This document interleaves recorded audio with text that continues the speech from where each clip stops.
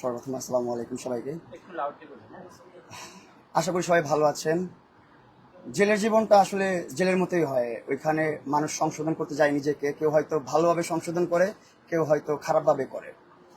So বাহিরে খুব বাজেভাবে চলাফেরা করতেছিলাম আমি, তো ভিতরে যাওয়ার পর আমি ঠিক উল্টোটা করছি তার। যেমন কোনো প্রকার মাদক দ্রব্যের দিকে আমি যাই নাই, উল্টাপাল্টা চিন্তা ভাবনা করি নাই, উল্টাপাল্টা সঙ্গের সাথে মিশি নাই। ওইখানে নামাজ পড়ছি টাইম টু টাইম, খাওয়া দাওয়া করছি টাইম টু টাইম, ঘুমাইছি টাইম টু টাইম, আরবি পড়াশোনা করছি। এই তো ভালো কাটছে, আমার অনেক সুন্দর কাটছে। এখন আপনি আসলে কি ডিসিশন নেবেন জেল থেকে শিখে আসছেন? এই শিখে আসছি। যে ভালো কিছু শিখে আসছেন হুম ওই শিখে আসলাম, পরিবর্তন করলে ভালোভাবে পরিবর্তন করতে হবে, নিজেকে নিজেকে ভালোবাসতে হবে, নিজেকে চিনতে হবে, নিজের গন্তব্যকে চিনতে হবে, এতটুকুই। এর আগেও একবার জেল থেকে আসছিলেন, তারপরে বলছিলেন যে নিজেকে পরিবর্তন করে ফেলবেন, হ্যাঁ, কিন্তু কতটুকু পরিবর্তন করতে পেরেছেন? আসলে আমরা তো মানুষ, আমরা তো ভুলের ঊর্ধ্বে না, আমাদের দ্বারা ভুল হবে, এটাই স্বাভাবিক। আমি আল্লাহর কাছে সবসময় একটা দোয়া করি যে আল্লাহ, আমি যেই ভুলটা করছি এই ভুলটা আর দ্বিতীয়বার করাবেন না। সো প্রথমবার যেটা জেল খাটছিলাম ওইটা আমার ব্রেনে নাই, বাট এইবার যে জেলটা খাটছি আমি, এটা অন্যরকমভাবে আমি নিছি, অন্যরকমভাবে আমি এক্সপ্লোর করছি, কারণ আমার ভালোবাসার মানুষ আমাকে জেলে পাঠাইছে। চারটিখানি কথা না, অনেক বড় ভয়ঙ্কর কথা এটা। আমাকে সংশোধন আমার সাথে থেকেও করতে পারতো, তো আমার সাথে থেকে আমাকে সংশোধন করার চিন্তা ভাবনাটা কেন করে না জানি না, ও চিন্তা করছে দূরে রেখে আমাকে সংশোধন করবে। যাই হোক, সংশোধন করে আসছি নিজেকে। এখন ও কি চায় এটা আমি জানতে চাই, এতটুকুই। আমি তোর সাথে সংসার করতে চাই, এতটুকু। জেলে যাওয়ার পর মামুন ৫ ওয়াক্ত নামাজ পড়ে আরবি শিখে, আরবি শিখে ফেলছি। কোন পর্যন্ত শিখেছেন সেটা একটু বলুন। এখন আমি রিডিং পড়তে পারি, হাফেজ হই নাই এখনো, রিডিং পড়তে পারি আলহামদুলিল্লাহ। দোয়া করবেন আমার জন্য সবাই। আপনি বলছেন আপনার ভালোবাসার মানুষের জন্য জেলে গিয়েছেন বা তার উদ্দেশ্যে, এখন আপনি জেল থেকে বের হয়ে আপনার বার্তাটা কি? মোহনার উদ্দেশ্যে কথা বলতে শুরু করলে তো আসলে শেষ হবে না। ছোট করে একটু কথা বলতে চাই। থার্ড পার্সনের বুদ্ধিতে চলো না, নিজের বুদ্ধিতে যা কুলায়, যা মন চায়, তোমার মন থেকে যে কথাটা আসে ওইটাই করো তুমি। যেভাবে তুমি ভালো থাকবে ওইভাবে আমি অ্যাকসেপ্ট করে নেবো তোমাকে। আমার সাথে থাকলেও আমি রাজি, আমার সাথে না থাকলে আমি কোনো ঝামেলায় যাবো না, সমস্যা নেই। কথা হয়েছে? চেষ্টা করছি আমি, কিন্তু আমাকে সব জায়গা থেকে ব্লক করে দিছে। আপনি তো তার বাসায় চলে যেতেন। ছিলাম ওর বাসার নিচে গতকালকে, আজকে ওর birthday. Many many happy returns of the day Mohona. আমার বউয়ের প্রথম বার্থডে, মানে আমি জীবনের প্রথম একজনকে ভালোবাসি, তাকে বিয়ে করছি, অ্যান্ড বিবাহ করার পরে প্রথম বার্থডে ওর সাথে আমার, যেটা আমি করতে পারতেছি না একসাথে। এটা খুব খারাপ লাগা কাজ করতেছে ভিতরে, যে এই প্রথম বার্থডেতে আমরা একসাথে নাই। আল্লাহ যা করে ভালোর জন্য করে। আপনার ভালোবাসার গভীরতা কি অনেক বিশাল? আমি জানি না ভালোবাসার গভীরতা আছে নাকি পানি নাই। তাহলে আপনি জেল থেকে বের হইতে লাইলাকে ভিডিও কল দিয়েছেন, সেখানেও একটা ঘটনা ঘটছে, এই বিষয়টা না, আমি লাইলাকে ভিডিও কল দিই নাই। বেসিক্যালি ওইখানে আমি মাসুদ ভাইকে কল করছি। মাসুদ ভাই আমার বড় ভাই, আমার গার্ডিয়ানের মতন, আমাকে সন্তানের মতন অনেক স্নেহ করে, ভালোবাসে। সো ওইখান থেকে বের হয়ে আমি ভাইকে একটা কল করছি। সর্বপ্রথম কল করছি মোহনাকে, মোহনা কল রিসিভ করে নাই। দেন মাসুদ ভাইকে কল করছি। মাসুদ ভাইকে কল করার পর বললো যে এই পোলা, 5টা মিনিট কথা শুনবি, কোনো কথা বলবি না। ঠিক আছে। তারপর দেখলাম সাথে লাইলা। সো আমি তো এখানে আসলে ভাইয়ের উপরে যদি কাইটা দিই ফোনটা, ভাইয়ের সাথে বেয়াদবি করা হবে। আর আমি জেল থেকে এটাই শিখে আসছি যে সবাইকে ভালোবাসতে হবে, কারোর সাথে শত্রুতা আমি করবো না। আমি শত্রুতা আমি করতে চাই না, ভালো থাকতে চাই সবাইকে। সবাই সর্বত থাক না ভাই, কেউ যদি আমাকে গালি দিয়ে খুশি হয়, খুশি হোক, আমার তাতে কিছু যায় আসে না। আমি তাকে বলছি যে আমি এখন নতুন, আমাকে বলো তোমার পরিকল্পনা কি? আমি বললাম আমার পরিকল্পনা, আমি এখন বিজনেস করব, আমার গাড়ি আছে আর 3টা বাইক আছে, এগুলো আমি সেল করে দিব। 50 লাখ আমার দরকার এখন। 50 লাখ টাকা আমি যে করে হোক আমার অ্যাসেট প্রপার্টি সেল করে আমি আনবো। আনার পর আমি নিজে বিজনেস করবো, আমি নিজের পায়ে দাঁড়াবো, আমি দেখাবো সবাইকে যে আমি পারি, আমি করতে পারি নিজেরটা নিজে। এর ভিডিও বলে একটা কথা হয়েছে যে আপনি টাকা চাচ্ছেন 10 লাখ টাকা। না না, আমি 10 লক্ষ টাকা চাচ্ছি না। আমাকে সে তখন বলতেছে তোমার তো ডিভোর্স করতে 10 লক্ষ টাকা লাগবে, তোমার নিত্য 10 লক্ষ টাকা, তুমি ওইটা নিয়ে যাও, তোমার গাড়ি বাড়ি বাইকটা কিছু দেওয়া লাগবে না। So আমি বললাম না, আমি ফ্রিতে কোনো টাকা পয়সা চাই না কারো কাছে, তুমি আমার গাড়ি বাইক এগুলো কিনবা কিনা বলো। সো আপনারাও যদি কেউ কিনতে চান কিনতে পারেন। আমার BMW 5 series, F10, R15, Suzuki GSX-R, CBR, Pulsar, এগুলো সব বিক্রি করবো আমি। বিক্রি করে দিয়ে এখন বিজনেস শুরু করবো, ব্যবসায়ী হতে চাই। মামুন, আপনি জেল থেকে বের হয়ে আপনি জিজ্ঞেস করেছিলেন আপনার আব্বুকে যে মোহনা আসেনি, এই কথাটা কেন জিজ্ঞেস করেন? 18 আগস্ট ওর বার্থডে, মানে আজ ওর বার্থডে। আর ওর সাথে লাস্ট কথা হয়েছে আমার বৃহস্পতিবার। আমি ওকে বলছি যে জান, যা হয়েছে মাফ করো। আমি অনেক কিছু রিয়েলাইজ করছি, আমি এখন নিজেকে পরিবর্তন করছি। আমি এখানে বই পড়ি, কোরআন পড়ি, নামাজ পড়ি, আর আমি এখন ভালো পথে আছি। আমি তোমার সাথে ভালো কিছু করতে চাই। আমি গ্রো উইথ টুগেদারে বিশ্বাসী। সে একসাথে গ্রো হইতে চাইছি। ওরে বলছি যে জান, আমি তোমার বার্থডেতে একসাথে বার্থডেটা সেলিব্রেশন করবো, দেশের বাইরে যেয়ে হোক আর দেশে থেকে হোক, কোথাও থেকে আমরা একসাথে বার্থডে সেলিব্রেশন করি। অ্যান্ড আমার অগাধ বিশ্বাস ছিল যে আমি রবিবারের মধ্যে বের হবো। আলহামদুলিল্লাহ আমি বের হয়েছি। মামুন, আপনার বিষয়ে গুরুতর অভিযোগ, যেমন আপনি মোহনাকে নির্যাতন করতেন, তার পাশাপাশি আপনি বিভিন্ন নেশায় আসক্ত ছিলেন, মানে আপনার বাবা তো আসক্ত ছিলেন, এরকম এটা প্রকাশ্যে বলেছেন এবং আপনি এর দায়ী কিন্তু জেলে যাওয়ার আগেও নিয়েছেন। কিন্তু আসলে এই নেশাটা কি আপনি ছাড়তে পারবেন, বা এই বিষয়টা আপনি কি বলবেন? আলহামদুলিল্লাহ আমি 25 দিন ছিলাম কাস্টডিতে। 25 দিন কাস্টডি দিছি। 25 দিনের মধ্যে কোনো প্রকার মাদকের আশেপাশে আমি যাইনি, মাদক সেবন করি না। ওখানে চাইলে অনেক কিছুই করা যায়, অকারেন্স তো সব জায়গায় করা যায় চাইলে। সো কোনো ধরনের খারাপ কাজের দিকে আমি বাড়াই নাই, বা কোনো সঙ্গ আসলে তাদেরকে আমি ইগনোর করছি, ভালো দিকে থাকছি। আমি নিজে কমিটমেন্ট দিয়েছিলাম যে কোনো খারাপ কিছুতে যাবো না। সো আমি আশাবাদী যে আমি এখন থেকে ভালো কিছু করতে পারবো, ওই অ্যাডিকশন থেকে বের করে নিয়ে আসতে পারবো নিজেকে। তো মাদক যে আপনি ছাড়ছেন বা কোনো ধরনের কমিটমেন্ট দিতে চান কিনা? বা আপনাকে দেখলাম আমি যে তার কালকে- শুধু যুব সমাজকে একটা মেসেজ দিতে চাই, ভাই আপনারা কেউ আপনার মাদক সাথে আসক্ত নাকি, হয়েন না। আপনি নিজেরটা দেন। আমি এটাই দিচ্ছি যে মাদক আসক্ত হলে জীবন একদম অন্ধকার, লাইফ শেষ, লাইফলেস হয়ে যাবেন আপনি। আপনার লাইফের কোনো গোল থাকবে না, লাইফের কোনো ভবিষ্যৎ থাকবে না।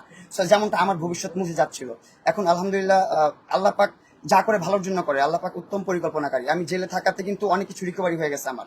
আমি 24 দিন 25 দিন যে কাজ করে দিচ্ছি, এতে কিন্তু আমার অনেকটা ক্রেভিংস কেটে গেছে। দেন ভালো অনেক কিছু শিখতে পারছি আমি, অনেক কিছুই আসছে মাথায়। তো আমি এটাই বলবো, আপনারা ভাই যুব সমাজ যারা আছেন, ভাই ব্রাদারা যারা আছেন, যারা ভালোবাসেন বা বাসেন না, সবাইকে একটা রিকোয়েস্ট, ভাই নেশা পানি ছেড়ে দেন। নেশার কারণে বাবার সাথে মার সম্পর্ক থাকে না, সন্তানের সাথে মার সম্পর্ক থাকে না, স্ত্রীর সাথে স্বামীর সম্পর্ক থাকে না, সবকিছু নষ্ট হয়ে যায়। নেশা খুব বাজে একটা জিনিস। আর থার্ড পার্সন কখনো সম্পর্কে আনবেন না। থার্ড পার্সন যখন আসবে সেই সম্পর্ক কখনো টিকবে না। আপনি কেন নেশা করছেন? ডিপ্রেশনে ডিপ্রেস ছিলাম। এর চেয়ে বড় ট্র্যাজেডি হলে তখন কি করবেন? হুম? এক সময় তো আসলে আমার কম বয়স, তো আমাকে আমার ফ্যামিলিতে আমার বাবা মা ভাই বোন যারা আছে সবাই তাদের মতো থাকে, আমি আমার মতো থাকি। তাদেরকে আমি দেখি, আমি আসলে ফ্যামিলির মেরুদণ্ড। আমি আমার মাকে কাজ করতে দিই না। আমার মা অনেক চায় যে আমি এটা করি সেটা করি, এই বিজনেস করি সেই বিজনেস করি। আমি বলি না, তোমাদের বয়স হয়েছে, ছোটবেলা থেকে অনেক স্ট্রাগল করে আমাকে বড় করছো, আর স্ট্রাগল করার দরকার নাই। খাওয়াই পারি না খাওয়াই পারি, আমিই রাখবো, আমিই করবো, যা করবো। রিজিকের মালিক আল্লাহ।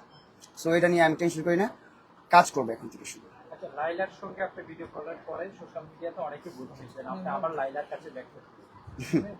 এটা একটা ফেক নিউজ, গুজব ছড়াচ্ছে মানুষ। ব্যাক করতেছি না, আমি কোনো রিলেশনে এখন আর যাবো না, কোনো রিলেশনের প্রতি এখন আর ইন্টারেস্ট নাই আমার। মোহনাকে আজও আমি বলছি যে তুমি চাইলে ফিরে আসতে পারো, যা করছো এগুলো কিছু কোনো বিষয় না। আমি আমার পজিটিভ নিয়েছি সব কিছু। ও যত কিছু করছে সব কিছু আমি পজিটিভ নিয়েছি, যে ও আমার ভালোর জন্য করছে যা করছে। ভুল বোঝাবুঝি হয়েছে। আমরা তো ভালোবেসে বিয়ে করছি, আমরা তো লাভ ম্যারেজ করছি, আমরা তো ফ্যামিলির কথাই বিয়ে করি নাই। ও ওর ফ্যামিলির বিরুদ্ধে যা বিয়ে করছে, আমি আমার ফ্যামিলির বিরুদ্ধে যা বিয়ে করছি। মামুন, আপনার মা বলেছেন মামুন, এগুলো পুরনো কথা। আচ্ছা, আপনি যে কদিন 25 দিন বা 24 দিন আপনি কাস্টমার খেটেছেন, জি মোহনা আপনার স্ত্রী জি। এখন রানী, Still. মোহনা আপনার সাথে দেখা করতে গিয়েছে একবারও? মোহনাকে অনেকবার আমি রিকোয়েস্ট করছি যে একবার দেখা করে যাও আমার সাথে। ও আসে নাই দেখা করতে, কিন্তু লাস্ট টাইম যখন কথা বলছি, ও বলছে ও নাকি দেখা করতে গেছিল বুধবার। দেখা করতে গেছিল, দেখা করতে পারে না, স্লিপ কাটতে পারে নাই, কোনো এক সমস্যার কারণে হয়তো বা জানি না সেটা। লাইলা আপনার সঙ্গে দেখা করতে গিয়েছে? না, সেটা জানি না। মামুন, আপনার কারাগারে বসে আপনি সবচেয়ে বেশি কাকে মিস করেছেন? সবচেয়ে বেশি আমি আমার মাকে আর আমার ওয়াইফকে মিস করছি। আপনার মাকে যদি এক সাইডে রাখা হয়, আপনার স্ত্রী যদি এক সাইডে রাখা হয়, আপনি কাকে বেছে নেবেন? মৃত্যু, মরণ, এই দুইটার মধ্যে কম্পেয়ার চলবে না। মা ওয়াইফের মধ্যে কখনো কম্পেয়ার করবেন না আপনারা, এটা হচ্ছে খুব খারাপ বিষয়। আপনার স্ত্রীর মোহনার বার্থডে উপলক্ষে কোনো আয়োজন আছে কিনা? না, ওরকম ঝাঁকজমাক কোনো আয়োজন নাই। যেহেতু আমি কাস্টডি দিয়ে বের হলাম, আমার ফাইন্যান্সিয়াল স্ট্যাটাসও খুব বাজে এখন। ছোটখাটো করে নিজের মতো করে নিজে একটা কেক কাটবো, ওর জন্য, আমার ওয়াইফের জন্য একটা কেক কাটবো। That's it. আচ্ছা, আপনি বলছেন যে পরিবর্তন হয়েছে, নাকি জি। পরিবর্তন কি মোহনার জন্য হয়েছে না নিজের জন্য পরিবর্তন হয়েছে? পরিবর্তন তো সবাই নিজের জন্যই হয়, কিন্তু কেউ একজন উসিলা থাকে, সেটা উসিলাটা হচ্ছে আমার বউ। যেমন ওমরাটাও করা হয়েছে আমার বউর উসিলায়। আমার বউ যখন আমার সাথে ব্রেকআপ করছে, তখন আমি বলছি তুই আমার সাথে ব্রেকআপ করছিস, দাঁড়া আমি একদম মেইন জায়গায় যা বিচার দিব। তো ও 31 ছিল দুবাইতে, আমি ছিলাম সৌদি আরব, দুজনেই মিডল ইস্টে ছিলাম। আমি ছিলাম কাবা শরীফের সামনে, ও ছিল বুর্জ খালিফার সামনে। তো দেখেন, ও কিন্তু বলছে আর তোমার সাথে সম্পর্ক রাখবো না। আমি যখন আল্লাহ পাকের কাছে বলছি যে ওকে আমি চাই, ওই দুবাই থেকে উঠতে উঠতে ছুটে ছুটে নায়িকার মতন আসছে বাংলাদেশে আমাকে বিয়ে করতে, দেন এসে বিয়ে করছে। বিয়ে হয়েছে এভাবে, মানে সিনেমাটিক ড্রামাটিক সিন হয়েছে আমার লাইফে। বিয়েটা অনেক সুন্দর গল্প আছে, অনেক সময় বলবো। আচ্ছা, আপনি কি বিশ্বাস করেন এখনো মন আপনার কাছে ফিরে আসবে? বিষয়টা অনেক গভীর প্রশ্ন। আমি মনে করি যেটা ঝরে যাবে, ঝরে যাওয়া পাতার দিকে তাকায় না থাকাই ভালো। হইলে বটবৃক্ষ হতে হবে, যেটা মাটি আঁকড়ে ধরে রাখবে যত ঝড় তুফান যা কিছু আসুক। পাতা যেটা ঝরা সেটা ঝরে যাবে। আল্লাহ যা করে ভালোর জন্য করে। আমি আল্লাহর আশায় আছি, আল্লাহর বিশ্বাস করি। That's it. মামুন আপনার কারামুক্ত হওয়াতে লায়লা একটি বার্তা দিয়েছে, মামুনের 100টা বিয়ে করলেও মামুন লায়লার কাছে শুদ্ধ। হুম?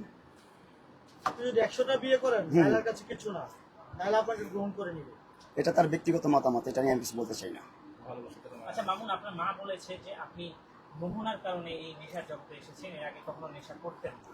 এই মোহনাই আপনাকে নেশা শিখাইছে। মোহনাকে আসলে দোষ দিব না, দোষটা আমার নিজেরই। আমি মাত্র অতিরিক্ত ভালোবেসে ফেলছি, and যখন কষ্ট পাইছি তখন কি করবো বুঝি নাই, তখন নেশা করছি। এখন বুঝতে পারছি আসলে নিজেকে ভালোবাসতে হবে সবার আগে, নিজেকে ভালো রাখতে হবে। নেশা করলে নিজেকে ভালো রাখা যায় না। সবাই বলবো নেশা থেকে সরে যান, নেশার রাস্তা থেকে একদম দূরে থাকেন ভাই, একদম দূরে। আমি ভয় পাই এখন খুব নেশাকে। কিন্তু আপনিও তো বলতেন যে মোহন আপনার সাথে একসাথে নেশা করতেন। মোহনা আমার সাথে নেশা করতে ওরকম বিষয় না। সঙ্গদেশে লোহাবাসে আছে না একটা বিষয়, স্বামী যেই রাস্তায় চলবে বউ তো পিছু পিছু পিছু ওই রাস্তায় চলবে, অতটুকুই। তেমন আমার বোন নেশা এখন না, তার মানে আপনার আপনার মনে নষ্ট হয়েছে? আমার জন্য নষ্ট হয়েছে। That's it.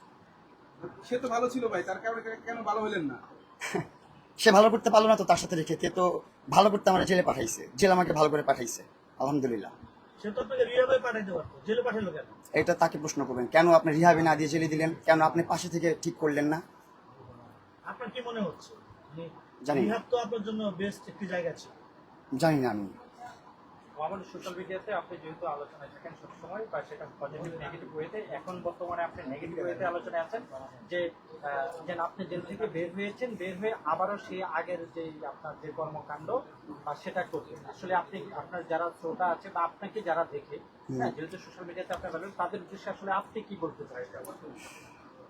আসলে যারা আমাকে দেখেন আর যারা আমার কারণে বিব্রত হয়েছেন ভাই, সোশ্যাল মিডিয়াতে সবার কাছে হাত জোর করে মাফ চাচ্ছে আমি। আমার পারিবারিক বিষয়টা চলে আসে, আমার ফ্যামিলিও বুঝতে পারে নাই, ওয়াইফও বুঝতে পারে না। এখানে থার্ড পার্সনরা খেলে দিচ্ছে আর কি, ওরা ম্যাচ খেলে গেছে, ওরা উইনার, আমরাই লুজার্স দিন শেষে। সবার কাছে সরি গাইস। ভালো কিছু করব আমি, খুব সুন একটা ক্লোথিং বিজনেস শুরু করব। হয়তো বা ফিজিক্যাল সব দিতেও পারি, নাও দিতে পারি, কারণ ফাইন্যান্সিয়াল অবস্থা অত ভালো না। গাড়িগুলো বিক্রি করতে পারলে, বাইকগুলো বিক্রি করতে পারলে ফিজিক্যাল সব দিয়ে দিব। অথবা অনলাইন শুরু করবো, বাসা থেকে শুরু করবো। আপনারা সবাই সাপোর্ট করবেন আমার ক্লোথিং বিজনেসকে, নাম হবে প্রিন্স পার্ক। প্রিন্স পার্ককে সবাই সাপোর্ট করবেন, সবাই আমার ক্লোথিং ব্র্যান্ড থেকে শার্ট প্যান্ট আরো ইত্যাদি যা যা লাগে সবকিছু কিনবেন। নিজেকে চিনতে হলে বা নিজেকে নিয়ে ভাবতে হলে সর্বপ্রথম কি করা উচিত মামুন আপনার? সর্বপ্রথম নিজের সাথে কথা বলা উচিত, একদম সবকিছু থেকে দূরে যাইতে হবে। সর্বপ্রথম এই ফোন থেকে, এই ফোনটা থেকে একদম দূরে চলে যেতে হবে। একদম এই ফোনের কাছে থাকা যাবে না। এই ফোন হচ্ছে খুব ডেঞ্জারাস জিনিস, খুব ভয়ঙ্কর জিনিস। এই ফোনটা নষ্ট করে ফেলে মানুষের সম্পর্ক, মানুষকে সবকিছু। ফোন থেকে, সোশ্যাল মিডিয়া থেকে, অনলাইন থেকে, সবকিছু থেকে দূরে সরে যেয়ে নিজেকে একা করে ফেলেন, একা থাকেন, নিজের সাথে নিজে কথা বলেন, কি কি করতেছেন লাইফে, কি কি করবেন এগুলো নিয়ে ভাবেন। শুধু ভাবলে হবে না, ভাবার পরে কাজগুলো করেন, এক্সিকিউট করেন। আমি যেমন শুধু স্বপ্ন দেখতাম, স্বপ্ন দেখি, এখন হচ্ছে ছুটবো, কাজ করবো, কাজের লোক হতে চাই। দোয়া করবেন আমার জন্য সবাই। আপনি একটি মামুন ভাই, ভিডিওতে আমার অ্যাডভোকেট কিছু কথা বলবে, তারপর আমি চলে যাবো। আপনি একটি ধন্যবাদ। ভিডিওতে বলেছিলেন মোহনার সাথে যদি আপনার কখনো ব্রেকআপ হয় আপনি চিরকুমার থেকে যাবেন। তাহলে এই যে এখন কোন পথে আপনাদের সংসারটা আছে? আসলে ব্রেকআপ হলে চিরকুমারের পথে আছে? চিরকুমার থেকে যাবে, এটা তো একজন প্রেমিক হিসাবে আমি বলতেছি। আমি ভালোবাসি বিদায় বলতেছি, আজও ওর জন্য ভালোবাসা আমার মনের মধ্যে আছে, এই জন্য আমি বলতেছি। আল্লাহ পাক কতদিনে ভালোবাসা রাখবে, কিভাবে রাখবে আমাকে, এটা সবকিছু আল্লাহর হুকুম। জন্ম মৃত্যু বিয়ে আল্লাহর হাতে, তিনটা জিনিস।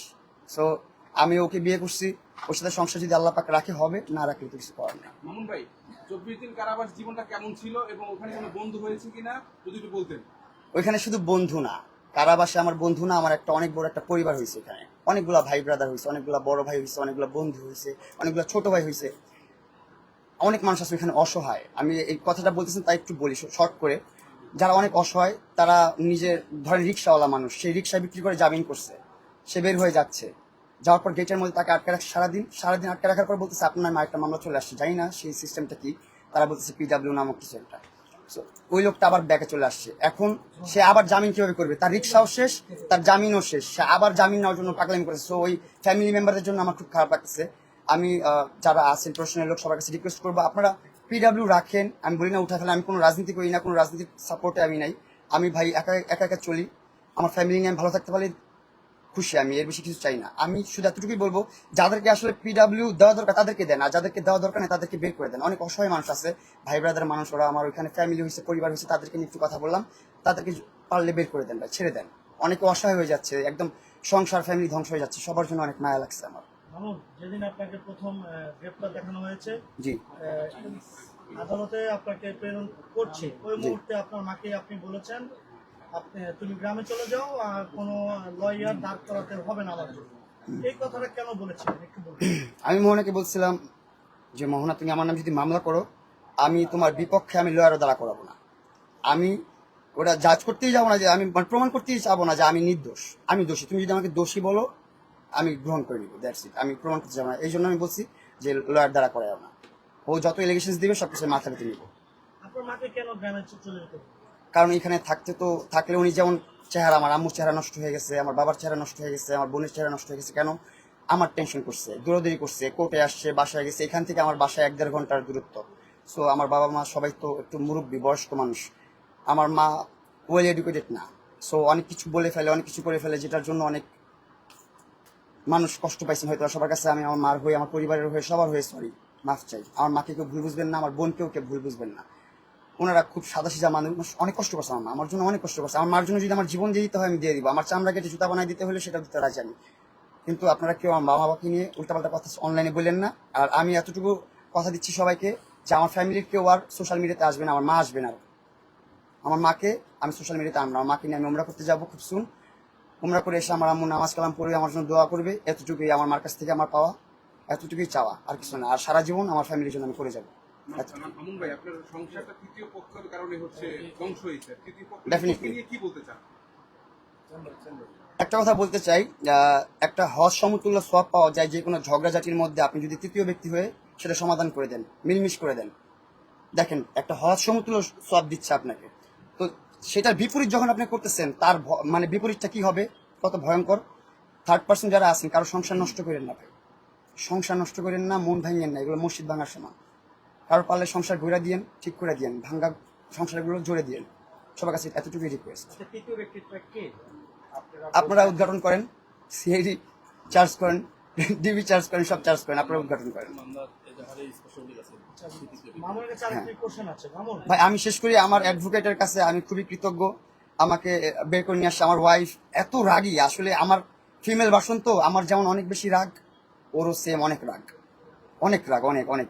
আমি বলে বুঝাতে পারবো না, আমি অবাক হয়েছি ওর রাগ দেখে, যে ও আমার বৃহস্পতিবার বলতেছে তুমি রবিবার বের হয়ে যাবা, আর রবিবার দ্বারাই আমার বিরোধিতা করতেছে, কঠিন বিরোধিতা, যে না ওকে জামিন দিবেন না, ওর জামিন যেন না হয়। তার মানে ও কতটা জিদ্দি, কতটা জিদ ওর মধ্যে আমি বুঝে গেছি।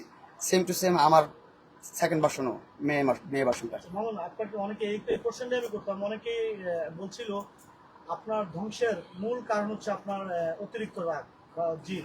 শুধু আমার না, হুট করে রেগে যাওয়াটাই হচ্ছে ধ্বংসের মূল, যে কোনো মানুষের জন্য। এটা হুট করে রেগে যাবেন আপনি, মাত্রা অতিরিক্ত রেগে যাবেন, ধ্বংস হয়ে যাবেন। আমি এই যে জেল খাটলাম, এত ঝামেলা হইলো, এত কিছু হইলো, শুধুমাত্র আমি রেগে যাওয়াতে। হুট করে মোহন আমাকে দেখলাম, আমার সাথে 2-4 দিন ভালো ছিল, দেখলাম আমাকে ব্লক মেরে দিছে, তখন আমি সেন্টি খেয়ে গেছি, আমি রেগে গেছি যে এখন আমি জীবন রাখবো না, দিয়ে দিব, মরে যাবো।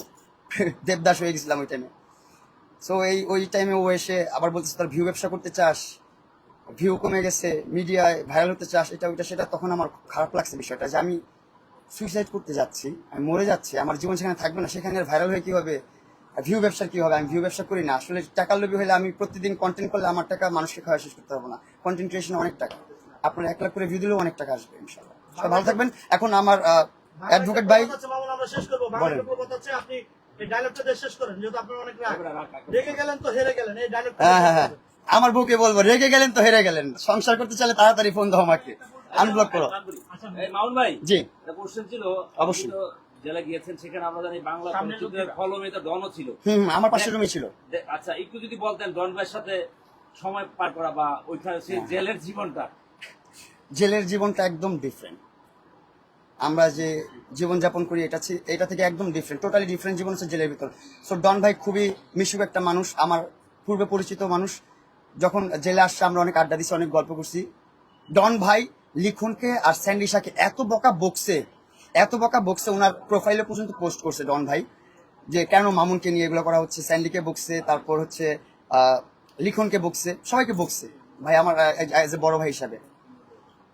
সো সবাই ভালো থাকবেন। আমার এখন লার্নের কিছু বলবে, আপনি শুনেন। আচ্ছা, বন্ধু যখন শত্রু হয়ে যায়, একটা কথা ভাই শেষ করেন একটু প্লিজ। আপনি কি সালমান শাহ তো অনেক প্রমাণ বের হয়েছে যে ডন দোষী দিচ্ছে, আপনি কি ডনকে সাপোর্ট করেন? সাপোর্ট করা বা সাপোর্টের বিরোধিতা এগুলোর মধ্যে আমি যাচ্ছি না। একটা মানুষের সাথে আমার ব্যক্তি সম্পর্ক কেমন সেটা আমি বলতেছি। একটা মানুষ নিকৃষ্ট হইতেই পারে দুনিয়াতে, কিন্তু তার সাথে আমার কেমন সম্পর্ক সেটা আমি মাইনে রাখি। That's it. মামুন, ভাই, ভাই, আমার বন্ধু last যখন question, ভাই। শত্রু হয়, হ্যাঁ, বন্ধু আরিফ ভাই। যখন শত্রু হয়, দেখুন তো আপনার বন্ধু ছিল, এখন শত্রু, সে আপনার বিরুদ্ধে কথা বলার জন্য স্যান্ডিসাকে ইন্ডিয়া থেকে নিয়ে আসছে এবং একটি ব্যাড কথা বলেছে স্যান্ডিসা। আমি জেল থেকে বের হওয়ার পরপরই স্যান্ডির সাথে আমার কথা হয়েছে। স্যান্ডি শুধু বলছে যে সোনা তুমি রাগ করো না, আমি জাস্ট একটু ভিউর জন্য দুষ্টামি ফাইজলামি করছি। ও তো ওর মতোই, আমি ওকে চিনি, ও খুব ভালো মানুষ, ও আমাকে খুব লাইক করে, ভালোবাসে, আদর করে, আমাকে স্নেহ করে। ইনশাল্লাহ আমাকে বলছে যে ইন্ডিয়া আসতে আমি যাবো খুব সুন। স্যান্ডিয়াকে অভিযোগ করেছিল আপনি নাকি তার মুখে এইগুলো ভাই ফানি কন্টেন্ট, এগুলো বাদ দেন, এগুলো শুধুমাত্র কন্ট্রোভার্সি করার জন্য করছে। That's it. এখন আমার লার্নের কিছু বলে শেষ করবে, এন্ড আমি উঠবো, খুব গরম লাগছে। শেষ করেন, আমি কিছু বলেন। কাবুলকে দেখুন। এখানে নিয়ে যান।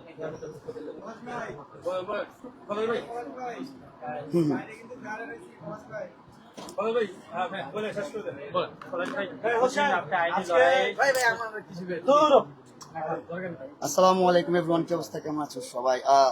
আমার ফেসবুক পেজটা চলে আসছে, অফিসিয়াল পেজটা, প্রিন্স মামুন 143, এন্ড আজ মোহনার birthday. Happy birthday to you বৌজান, ভালো থাকবা, সুস্থ থাকবা, দোয়া করি অনেক অনেক। শুধু মিস করতেছি। And ভাই আপনারা কি মিস করেন না? পার্টি করতাম না, একটা কত সুন্দর একটা পার্টি হতে না বলেন? পার্টি চাই আমরা ব্যান্ড পার্টি নিয়ে যাই।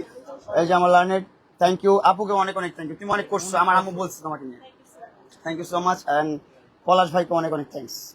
আর সাংবাদিক ভাইরা যারা যারা আসছে সবাইকে অনেক অনেক ধন্যবাদ, অনেক অনেক ধন্যবাদ। সবার কাছে আমি চিরকৃতজ্ঞ। আপনাদের কাছে ভালোবাসা কামনা করছি, দোয়া কামনা করছি। ভালো থাকবেন, সুস্থ থাকবেন। আল্লাহ হাফিজ এভরিওয়ান, আসসালামু আলাইকুম। Thank you. চলেন উঠি। আপনি কিছু বলে দিন মামুন ভাই, মামুন ভাই, একটু। ভাই আমার লাইনে একটু কথা বলুন, বলেন ভাইয়া। হ্যাঁ ভাই, ভাই দীর্ঘদিন আইনি লড়াইয়ের পরে আপনি গণনা করছেন। আইনজীবীর এই সফলতা যে তার বক্তব্য দেশে জামিন দিয়ে করেন। এই কথা বললেন না। আমি আপনি কি বলতে সফলতা আর ব্যর্থতা নিয়ে আপনি যদি প্রশ্ন করলেন, আমি প্রশ্নটা সফলতা ব্যর্থতা না, না, আপনি সফলতার কথা বলছেন, ভালো লাগা বিষয়ে। ভালো নিঃসন্দেহে সে জামিন পেয়েছে। আমরা গত 16/8/2026 দুটি মামলা পিডব্লিউ সহ জামিন শুনানির জন্য দিন ধার্য ছিল। নারী শিশু নির্যাতন দমন আইন 11 গ ও পেনাল কোড সেকশনে দুইটা মামলায় আমি জামিন শুনানি করেছি।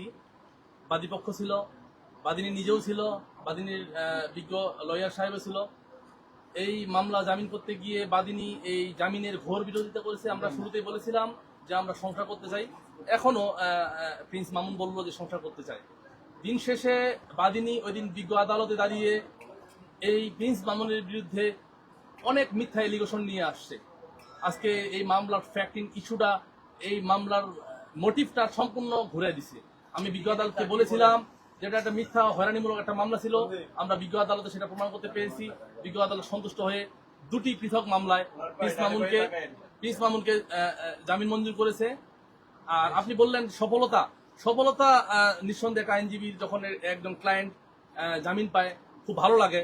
ভালো আমার আরো বেশি লাগতো যদি এই মামলা কাস্টডিটা আরো কম হইতো। আমি আশায় ছিলাম যে এই মামলাটা মিথ্যা হয়রানিমূলক মামলা, আমি আরো দ্রুত জামিন করাতে পারবো। কিন্তু এটা আমার একটু সফলতার পিছনে একটি ব্যর্থতাও আছে যে আমার এই ভাইটা। না না ভাই, আপনি অনেক করছেন। আমি বলবো আপনারা যারা যারা আছেন, যারা যারা ভুক্তভোগী, সবাই এসে তো পলাশ ভাইয়ের সাথে যোগাযোগ করেন, ইনশাল্লাহ আপনাদের সমস্যার সমাধান করে দিও ভাই। তো আমি আসলে এখানে একটু ইয়ে লাগছিল যে দিন শেষে একটা মিথ্যা একটা অভিযোগ নিয়ে আমার আজকে একটা মিথ্যা অভিযোগ নিয়ে আমার একটা 309 একটা স্বর্ণের দেখাইছিল। আমি বিজ্ঞ আদালতকে বলেছিলাম যে হ্যাঁ, এটা একটা ভিডিও ছিল, আপনারা লক্ষ্য করছেন যে মোহনার বিয়ের শাড়িটা দিয়ে সে গলায় ফাঁস দিবে। আমি এটার ব্যাখ্যা এইভাবে দিয়েছিলাম, যেটা সে আমার সাথে কথা হয়েছিল, বলছে যে তার উদ্দেশ্য ছিল তার সহধর্মিনী, তার স্ত্রী তার বাসায় থাকবে, রাত 2টা সে অন্যের বাসা কি করে, সেটা হোক মায়ের বাসা। দিন শেষে তার তো বৈধ স্ত্রী, সে চাইছিল যে এই ক্রাইসিস মোমেন্টে সে তার বাসায় থাক। শুধু এই একটা কারণেই সে সেদিন ঝগড়া হয়েছে। হ্যাঁ, আর এটা নিয়েই আমাদেরকে 309 একটা মিথ্যা এলিগেশনে আমাদের সনদ দেখেছি। আচ্ছা পলাশ ভাই, আপনি তো সবকিছু আইনের ভাষাই বললেন, হ্যাঁ, হ্যাঁ। তো আইনের বাইরে ধরেন একজন মানুষ হিসেবে বা আমাদের নাগরিক হিসেবে আসলে এই যে মামুন বা লাইলা বা মোহনা বা এদের উদ্দেশ্যে আসলে আপনি কি বলতে চান? আচ্ছা, মোহনা আর লায়লার উদ্দেশ্যে বলতে চাই, মামুনের যদিও সে একদম বড় মাপের সেলিব্রিটি হয়ে গেছে, না না না না, কিন্তু সে ছি, ছি, বয়স ছি, খুব একটা বেশি নাউজুবিল্লাহ, না। আস্তাগফিরুল্লাহ। আর তাদের উদ্দেশ্য হলো যে এই যে লায়লা তার বিরুদ্ধে প্রায় মোটামুটি 6টা না 7টা মামলা, আজকে মোহনা 3টা মামলা, যৌতুক আইনে একটা মামলা করেছে, আপনারা ইতিমধ্যে জানেন যৌতুক আইনে 3 ধারে একটা মামলা করেছে, মানে মোহনাও 3টা মামলা বাদিনী। দিন শেষে এই বয়সে এত ডিপ্রেশনে মানুষ, এত বেশি টেনশন নিয়ে সে অনেক বেশি ডিপ্রেশনে চলে গেছে। টোটাল 9টা মামলা অনেক আমার বেশি। নামে, একটা তো ডিসচার্জ এই হয়ে বয়সে গেছে। সে এই 9টা মামলার সে আসামি। আমার উদ্দেশ্য থাকবে যে আপনারা যে মামলাগুলো করেছেন আপনারা এটার একটা সমঝোতা বা সমাধানে আসেন। And একটা কথা বলতে চাই, লিখন যে মামলা করছিল আমার নামে অ্যাটেম্পট টু মার্ডার, ওই মামলাটা ডিসচার্জ হ্যাঁ, ওই করেছে, একটা মামলাটা শেষ হয়ে গেছে, মিথ্যা মামলা প্রমাণিত discharge- হয়েছে। একটা মামলা আমরা ডিসচার্জ পেয়েছি। আল্লাহ পাক চার্জের বলছেন তো দিন- ধৈর্য ধরার পর দেখেন আস্তে আস্তে শেষ হচ্ছে, একটা করে সব মামলাগুলো শেষ হবে ইনশাআল্লাহ। ভালো কাজ করবেন। চার্জের দিন ধার্য ছিল, আমরা ডিসচার্জের প্রেয়ার দিয়েছি এবং এই মামলা থেকে আমাদেরকে এই জন্য থ্যাংক মামুনকে ইউ, অব্যাহতি দিয়েছি। অনেক অনেক থ্যাংক ইউ আমার লানেরদেরকে, পলাশ ভাইকে, মামুন ভাইকে। মক্কেলকে যে জামিন করিয়েছেন, আমার নামে 8টা মামলা এখন। পার্সোনাল কোনো কথা আছে বা ব্যক্তিগত কোনো যেটা আপনি কখনো বলতে পারেননি আদালতে? আদালতে যেটা বলতে পারিনি এমন কোনো ব্যক্তিগত, সে যেহেতু আমার তা আপনি কি কোনো পরামর্শ দিতে চান? না, সে আমার নিঃসন্দেহে খুব কাছের একজন ভাই। বলেন, তার একটা পরামর্শ আমি ছোট ভাই এটা- হিসেবে। আমি সেটাই বলছিলাম, ছোট ভাই হিসেবে কিছু একটা আমি বলেন আমাকে নিয়ে। মিডিয়াতে একটা বলেছিলাম যে আপনারা বারবার বলতেছেন যে সে তার ভুল শুধরানোর বিষয়টা। আমি এটা বলেছিলাম এভাবে যে ভুলগুলা হচ্ছে কিভাবে আগে দেখতে হবে, এর ফ্যাক্টিং ইস্যুটা কোথা থেকে এই ভুলগুলা হচ্ছে, আগে ওই জায়গাটা আমাদের পরিষ্কার করতে হবে, ওই জায়গাটা আমাদের বুঝতে হবে, গোড়ায় যেতে দেন হবে। আমরা ভুলটা শুধরাই। আর তাকে আমি বলছিলাম ব্যক্তিগতভাবে, সে ইনশাল্লাহ সামনের দিনে খুব ভালোভাবে জীবনযাপন করবে। ইনশাআল্লাহ Thank ইনশাআল্লাহ you. ইনশাআল্লাহ। পাপকে ঘৃণা করতে হবে, পাপীকে না। ভালো থাকবেন। আসসালামু আলাইকুম। ভাই আমি মাছ শেষ হয়ে গেছে। আমি ভিতরে সিদ্ধ হয়ে যাচ্ছি ভাই, ভিতরে সিদ্ধ হয়ে যাচ্ছে। কথা বলবো, সমস্যা নেই।